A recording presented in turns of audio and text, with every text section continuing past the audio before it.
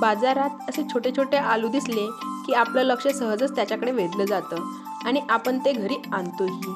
पण नेहमी नेहमी ती आलूची भाजी खाण्यापेक्षा आज आपण काहीतरी वेगळं करणार आहोत. वेगळं ते काय ते बघण्यासाठी तुम्ही माझ्या चॅनलला लाईक, शेअर आणि सबस्क्राईब करायला विसरायचं नाही. राम राम. आपल्या सर्वांचे आई माझी लाडाची या माझ्या यूट्यूब चॅनलवर स्वागत आहे. तर आता आपण बघणार आहोत आपण या आलूचं काय करणार आहोत.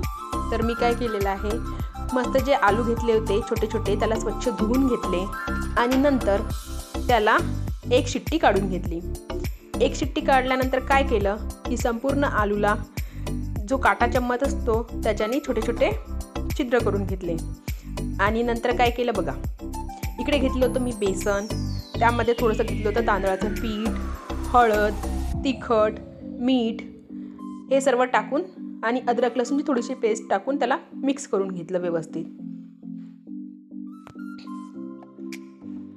आता ते सर्व मिक्स झाल्यानंतर काय करायचं, जे आपण आलू शिजवून घेतले होते त्याचे छिलके काढायचे नाही, कारण की जेव्हा आपण याचे पकोडे बनवणार तेव्हा त्या छिलक्याचा स्वाद एक नंबर लागते. आणि आणखी आता आपण त्याला तळून घ्यायचं आहे. त्यासाठी मी इथे काय केलेलं आहे, मस्त तेल गरम करायला ठेवलं आहे आणि त्यानंतर आपण सगळे आलूचे मस्त पकोडे करून घेणार आहोत. अगदी स्वादिष्ट लागतात हे पकोडे. तुम्ही आलूचे पकोडे किंवा आलू भजे तर खूप वेळा खाल्ले असेल, पण याप्रमाणे एखाद्या वेळी तरी करून बघा.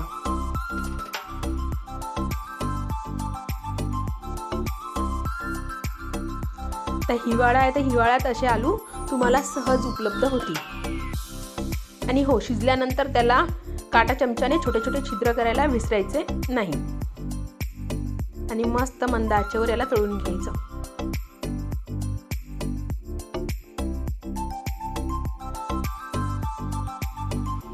बघा, तुम्ही आलू भजे कसे करता बरं?